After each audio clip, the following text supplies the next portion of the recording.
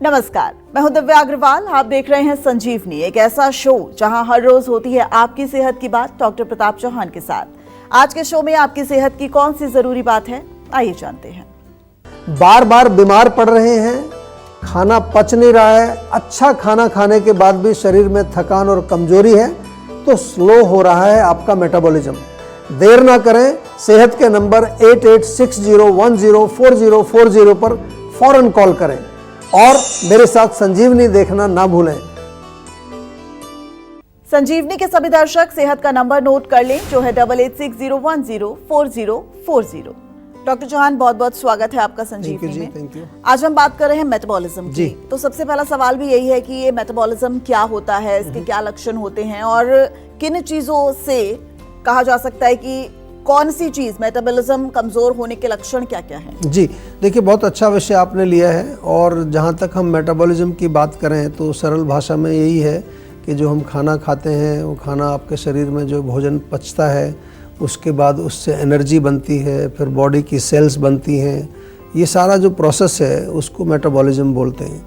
और इसमें जो बॉडी की कैलोरीज़ को जल्दी बर्न करना या उससे एनर्जी बनाना, इस भाषा में भी इसको कई बार इसको मेटाबॉलिज्म को बताया जाता है।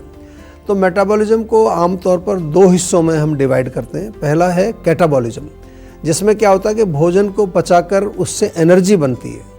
और जो दूसरा पार्ट है इसका एनाबॉलिज्म, कि ये जो एनर्जी बन गई, इससे फिर हमारी बॉडी की जो टिश्यूज़ हैं या मसल्स हैं, सेल्स हैं, जिसको हम आयुर्वेद में धातु कहते हैं, उनको बनाने का काम होता है या उनको रिपेयर करने का काम होता है। तो ये मेटाबॉलिज्म मैंने आपको सरल भाषा में समझाया।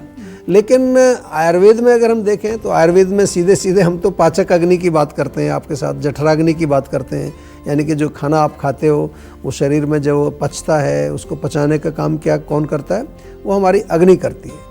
वो उसको भोजन को तोड़कर उससे पोषक तत्वों को अलग करती है। फिर उसके बाद वो पोषक तत्व जो हैं वो हमारे शरीर में धातुओं का निर्माण करते हैं, जैसे मांसपेशियाँ हैं, ब्लड है, हड्डियाँ हैं, फैट है, नर्व्स हैं, शुक्र धातु है जिसकी बात हम बार बार करते हैं। तो ये सब भोजन से ही बनता है। जब यही पाचक अग्नि हमारी स्लो हो जाए, जो आपने पूछा कि अगर वो कमज़ोर हो जाए तो क्या होता है, तो इसे हम कहते हैं स्लो मेटाबॉलिज्म। सिंपल भाषा में हम आयुर्वेद की भाषा में कह देते हैं मंद अग्नि, यानी कि अग्नि आपकी मंद हो गई है। इस अवस्था में होगा क्या? भोजन आपका ठीक से पचेगा नहीं, तो पूरा नहीं पचेगा तो न्यूट्रिशन बॉडी में नहीं जाएगा, एब्जॉर्ब नहीं होगा। जो बॉडी की जो कोशिकाएं हैं, जो सेल्स हैं, उनको जो है वहाँ एनर्जी नहीं मिलेगी। और बल्कि जब भोजन नहीं पचता है तो आपको मालूम है क्या बनता है? आम बनता है। और ये आम जो है ये फिर जाकर के बॉडी में जमा होगा, अलग अलग तरह के रोग पैदा करेगा। जो एनर्जी का जो ऊर्जा प्रोडक्शन है वो कम हो जाएगी। और आयुर्वेद के अनुसार स्लो मेटाबॉलिज्म के कुछ लक्षण हैं, उनको ज़रूर आप पहचान लीजिए।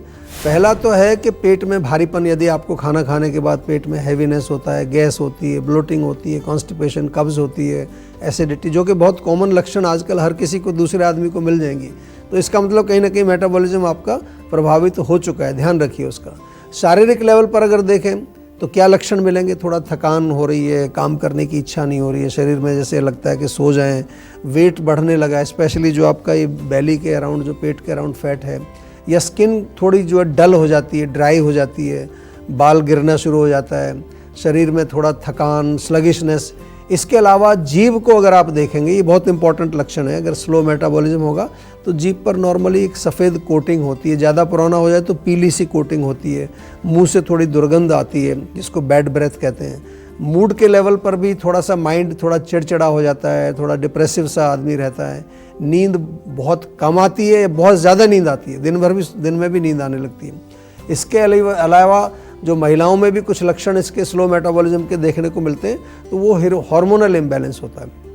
पीरियड्स में कुछ इरेगुलरिटीज़ देखने को मिलेंगी, या फिर इसके अलावा जो मेटाबॉलिज्म के कारण थोड़ा नर्वस सिस्टम या जितने भी हमारे जो सिस्टम्स हैं, ऑर्गन्स हैं, वो कमज़ोर होने लगते हैं। तो ये लक्षण यदि आपको हो रहे हैं तो केवल भागिए मत इधर उधर और गोली खाने के चक्कर में मत पड़िए। आजकल आयुर्वेदिक गोलियां भी मिल रही हैं, हर दवाई की, हर रोग की एक गोली मिल जाएगी आपको। हम तो ये कहते हैं कि पहले जड़ को पकड़ लीजिए। जड़ अगर आपकी अग्नि है, मंद अग्नि हो गई है, तो उसको ठीक करना है। वो बड़ा सरल है, कोई मुश्किल काम नहीं है। कैसे ठीक करना है ये भी बताएंगे, थोड़ा ध्यान से सुनते रहिए अभी। तो अब देर न करें और सेहत के नंबर पर फौरन कॉल करें। हमारा सेहत का नंबर है 8860104040। डॉक्टर चौहान, लगातार हम मेटाबॉलिज्म की बात कर रहे हैं, तो मेटाबॉलिज्म में ऐसी कौन सी गलतियां हैं हमारी दिनचर्या में जो उसको कम कर देती है? देखिए, बहुत अच्छा प्रश्न आपने किया है, क्योंकि नेगेटिव चीज़ हमको ज़रूर मालूम होनी चाहिए, पॉजिटिव तो हम बताते ही हैं। सबसे बड़ी जो गलती जो आम तौर पर जो हमारे मेटाबॉलिज्म को डायरेक्टली जो स्लो करती है वो है सेडेंटरी लाइफ, यानी कि दिन भर बैठे रहना, वॉकिंग ना करना, कोई एक्सरसाइज बिल्कुल नहीं करना है। तो इससे क्या होता है, अग्नि हमारी धीरे धीरे कमज़ोर हो जाती है, क्योंकि फिर अग्नि कमज़ोर होगी तो सिंपल भाषा में समझाएं तो कैलोरी बर्न नहीं कर सकती। कैलोरी बर्निंग का काम कहाँ से होता है? हमारी अग्नि से होता है। इसके अलावा दूसरे लेवल पर दूसरी गलती देखें तो इर्रेगुलर जो मील टाइमिंग्स है ना, ये बहुत बड़ा कॉमन सी एक आजकल आदत हो गई है। खाने का कोई टाइम नहीं है, कभी खाना जल्दी खा लिया, कभी देर से खा लिया, कभी खाया ही नहीं। और स्पेशली जो रात का खाना है, जो लोग रात को डिनर लेट खाते हैं और रात को फिर ओवर ईटिंग करते हैं, या दिन में भी अगर ओवर ईटिंग करते हैं, और कई बार बिना भूख के खा रहे होते हैं, बस कुछ सामने दिखाई दिया मुंह में डाल लिया उठा करके। या फिर ज़्यादा आप जो है ऑयली, फ्राइड, इस तरह का खाना अगर पसंद करते हैं। इवन जो स्मोकिंग है, ज़्यादा चाय पीना, कॉफ़ी पीना, अल्कोहल का सेवन, ये सब भी आपके मेटाबॉलिज्म को स्लो करता है। इसके अलावा अगर देखें, जो तीसरा कारण मैं बताऊं आपको, कि जो मील्स को स्किप करते हैं, इसको भी ज़रा ध्यान से सुन लीजिए आप। स्पेशली कई लोग ब्रेकफास्ट स्किप कर रहे हैं आजकल, मैंने देखा है।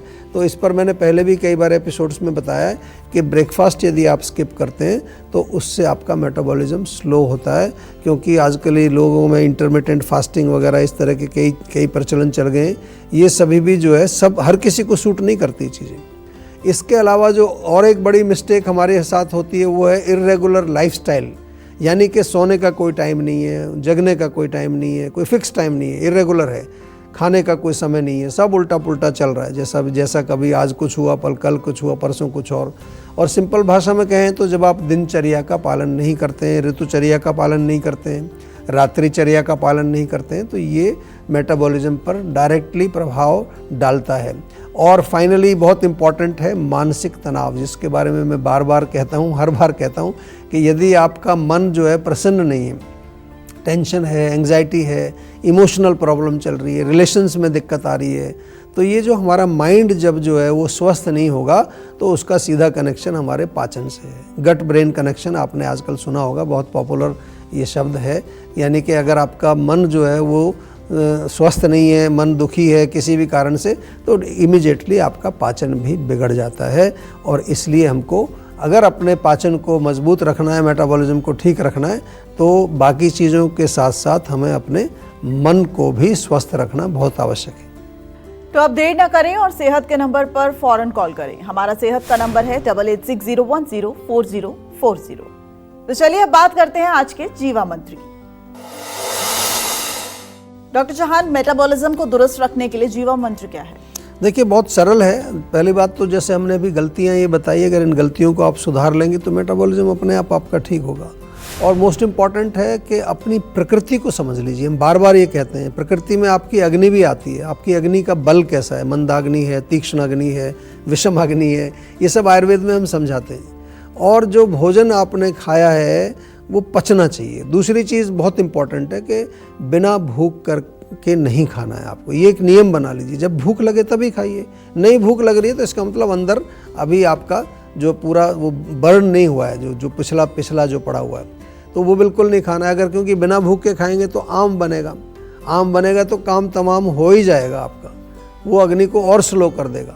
और ठंडा पानी नहीं पीना है बिल्कुल भी। ठंडा पानी, कोल्ड ड्रिंक, आप गुनगुना पानी पीजिए। दिन में 3-4 बार गर्म पानी पीजिए, या फिर हम तो बार बार कहते हैं कि थोड़ा पानी में कुछ जो है अजवाइन, कुछ जीरा, धनिया ये उबाल करके वो रख लीजिए थर्मस में, वो पीते रहिए दिन भर। गरिष्ठ भोजन का सेवन तो बिल्कुल नहीं करना है आपको। अगर आपको पाचन को मजबूत करना है, मेटाबॉलिज्म को, स्पेशली अगर बहुत डीप फ्राइड जो ऑयली चीज़ें हैं, मिल्क प्रोडक्ट्स स्पेशली दही या पनीर वगैरह जो है, इसको थोड़ा अवॉइड करें। या फिर इसके साथ साथ ठंडी चीज़ें, मिठाइयाँ, इनको भी जो है ध्यान से रखना है आपको। और साथ में जो है अपने डाइजेशन को स्पीड अप करने के लिए आपको क्या करना है, नियमित रूप से थोड़ी एक्सरसाइज अवश्य करनी है। थोड़ा सा बॉडी में तिल के तेल से मालिश करिए। रात का भोजन हमेशा ध्यान रखिए, लाइट होना है और जल्दी खाना चाहिए। रात को बिल्कुल कोई खिचड़ी खा लीजिए, वेजिटेबल सूप बहुत अच्छा रहेगा, या जो हल्की वेजिटेबल लौकी तोरी उसके साथ चपाती वगैरह खा लीजिए। लेट डिनर आपको नहीं करना है, लेट डिनर डायरेक्टली आपके मेटाबॉलिज्म को स्लो करता है। और आयुर्वेद के हिसाब से हम बार बार आपको समझाते हैं कि जो दोपहर का समय है उस समय आपकी अग्नि सबसे स्ट्रांग होती है। तो lunch should be your main meal, और खाने से पहले एक छोटा सा अदरक का टुकड़ा आप चबा लीजिए, उससे भी आपकी अग्नि प्रदीप्त होगी, खाना अच्छी तरह से पचेगा। अग्नि को एक्टिवेट करने का अच्छा तरीका है। खाने के बाद 100 कदम चलना चाहिए, एकदम से खाना खा के बैठना नहीं, थोड़ा टहलना चाहिए 5-7 मिनट, उससे भी आपका पाचन अच्छा होता है। और रात को अच्छी गहरी नींद आना बहुत ज़रूरी है मेटाबॉलिज्म के लिए। तो दिनचर्या का पालन करना है, सुबह जल्दी उठिए, हल्का व्यायाम करो, तिल के तेल से मालिश करो, प्राणायाम करो, मेडिटेशन, जीवा मेडिटेशन, और स्ट्रेस को कंट्रोल ज़रूर करना है, क्योंकि स्ट्रेस से क्या होता है, कॉर्टिसोल आपने नाम सुना होगा, आजकल काफ़ी पॉपुलर ये शब्द है, वो बढ़ जाता है कॉर्टिसोल जो स्ट्रेस हार्मोन है, और वो फिर डाइजेशन को स्लो करता है। और फाइनली यही कहूँगा कि जो जीवा का डाइजेस्टॉल चूर्ण है, जो हमने नाम ही रखा है डाइजेस्टॉल, जो भी खाएं डाइजेस्टॉल से पचाएं, वो तो आप घर में अवश्य रखिए। खाना खाने के बाद एक अच्छा पाउच है, टेस्टी चूर्ण है, उसको खा लीजिए, तो कम से कम आपका आधा काम तो वो डाइजेस्टॉल ही करेगा। बाकी छोटी मोटी चेंजेस आप अपने डाइट लाइफस्टाइल में करेंगे तो बिल्कुल पाचन भी आपका मजबूत रहेगा, शरीर भी स्वस्थ रहेगा।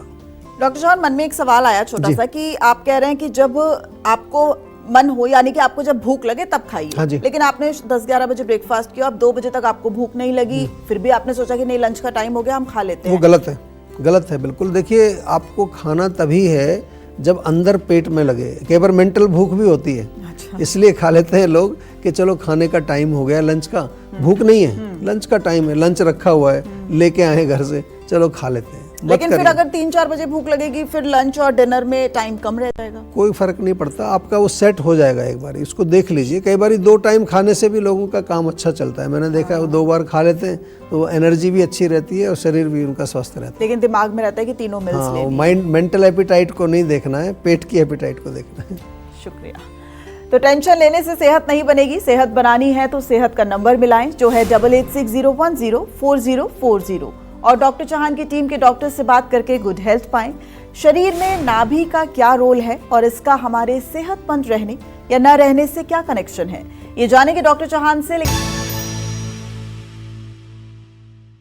आप देख रहे हैं संजीवनी, सेहत की बात डॉक्टर प्रताप चौहान के साथ। हमारे सेहत के नंबर की लाइन 8860104040 खुली हुई है। आप इस नंबर पर कॉल करें और अपनी सेहत की बात करें। चलिए, अब वक्त है सेहत की संजीवनी का। डॉक्टर चौहान, नाभि के बारे में तो बहुत से दर्शकों को नहीं पता होगा, और इसका हमारे शरीर में क्या रोल है, और सबसे बड़ी बात, हमारा सेहतमंद रहना या ना रहना, वो भी क्या इससे जुड़ा हुआ है? हाँ, देखिए, नाभि का वैसे जब चर्चा होती है तो मॉडर्न साइंस में तो मैंने कभी ज़्यादा सुना नहीं, डॉक्टर्स उसकी बहुत ज़्यादा बात नहीं करते हैं। लेकिन आयुर्वेद में नाभि को शरीर का जो है, ये जो हमारी नाभि होती है, उसको शरीर का एक सेंट्रल पॉइंट माना जाता है, और इसको मध्य बिंदु भी हम कहते हैं, या फिर ये प्लेस ऑफ अग्नि, फायर का प्लेस, ऐसा भी लिखा गया है, अग्नि का स्थान भी इसको बोला जाता है। और नाभि का इम्पोर्टेंस हमारे पाचन से तो डेफिनेटली है, क्योंकि पूरा डाइजेस्टिव सिस्टम यहीं पर है, मेटाबॉलिज्म, इसके साथ साथ जो एक एनर्जी, हमारी प्राणिक एनर्जी, आपने सुना होगा ना, प्राण जिसको बोलते हैं, उसका भी केंद्र इसको माना गया है। योग के अनुसार भी हमारे शरीर में 72,000 नाड़ियाँ होती हैं, उसका भी एक बेस यहाँ पर होता है। जैसे चक्र होते हैं ना, 6 चक्र आपने सुने होंगे, मूलाधार चक्र है, फिर उसके बाद जो है आपका ये सोलर प्लेक्सिस जिसको बोलते हैं, मणिपुर चक्र बोलते हैं, फिर अनहत चक्र है। तो ये चक्र क्या है कि जहाँ जहाँ नाड़ियाँ जो हैं ज़्यादा कंसंट्रेटेड है, वहाँ एनर्जी का कंसंट्रेशन ज़्यादा। तो क्योंकि नाभि की हम बात कर रहे हैं तो इसका इम्पोर्टेंस है। और गर्भ में आपको मालूम है, जब बच्चा गर्भ में होता है तो माँ से उसका कनेक्शन नाल के माध्यम से नाभि से ही होता है।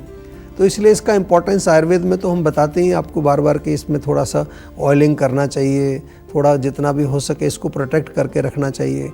तो इससे क्या है कि ऑयलिंग करने से, तो क्योंकि नाड़ियों का एक ये केंद्र है, तो वो लुब्रिकेशन मिलता है, आंतों को भी लुब्रिकेशन मिलता है।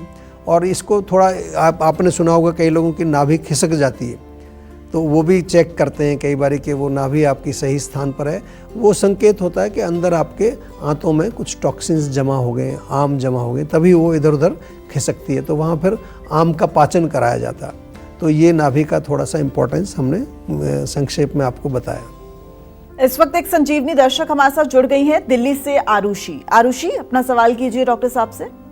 हेलो जी नमस्कार। हाँ जी सर, मैं जानना चाह रही थी कि मेरे को ना 3-4 दिन से फीवर कंटिन्यू है। इवन मैं दवाई ले रही हूँ तब भी मेरे को स्टिल फीवर ही है। और आज तो मेरे को वोमिटिंग का भी मतलब इतना मन है, 3 दिन से बहुत ज्यादा वोमिटिंग हो नहीं रही है, जलन है काफी ज्यादा। दवाइयाँ भी ले ली, 2-3 बार डॉक्टर्स भी चेंज कर दिए, लेकिन कोई असर ही नहीं हो रहा है।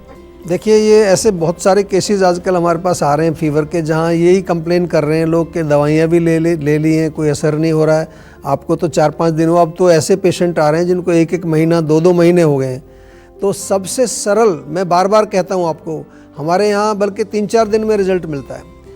एक तो मैं छोटा सा नुस्खा आपको अभी बता देता हूँ कि आपके अगर आसपास गिलोय हो तो गिलोय का जो तना होता है उसको कूट करके, उसको उबाल करके दिन में 2-3 बार पिए। महासुदर्शन वटी हमारे यहाँ जीवा में भी मिलती है, बहुत कॉमनली एक बड़ी अच्छी एक आयुर्वेदिक टैबलेट है। 2-2 गोली दिन में 3 बार खाएं। देखिए बुखार आपका बिल्कुल, जो आप खाते हैं ना वो अंग्रेजी में जो क्या पैरासीटामोल टाइप की जो एंटीपायरेटिक टैबलेट्स हैं, उनसे कहीं अधिक अच्छा काम करती है, और बल्कि कोई साइड इफ़ेक्ट भी नहीं है इसका। तीसरा, ये क्यों हो रहा है, क्योंकि आजकल लोग काफ़ी दवाइयों के रेजिस्टेंस उनको हो गया, यानी कि दवाइयाँ काम ही नहीं कर रही उनके ऊपर। एंटीबायोटिक भी काम नहीं कर रही हैं, कोई और दूसरी दवाइयाँ भी काम नहीं कर रही। तो अब समय है आपको आयुर्वेद से जुड़ना ही पड़ेगा, क्योंकि आयुर्वेद में तो नेचुरल तरीके से आपके रोगों का उपचार किया जाता है। तो बिल्कुल आप चिंता नहीं करिए, दिल्ली में आप रहते हो तो हमारी किसी भी क्लिनिक में संपर्क कर लीजिए, फ़ोन के माध्यम से कर लीजिए। अगर आपको फीवर है, आप जा नहीं सकते, तो फ़ोन पर आप संपर्क कर लीजिए, मेडिसिन आपके घर डिलीवर करा दी जाएगी।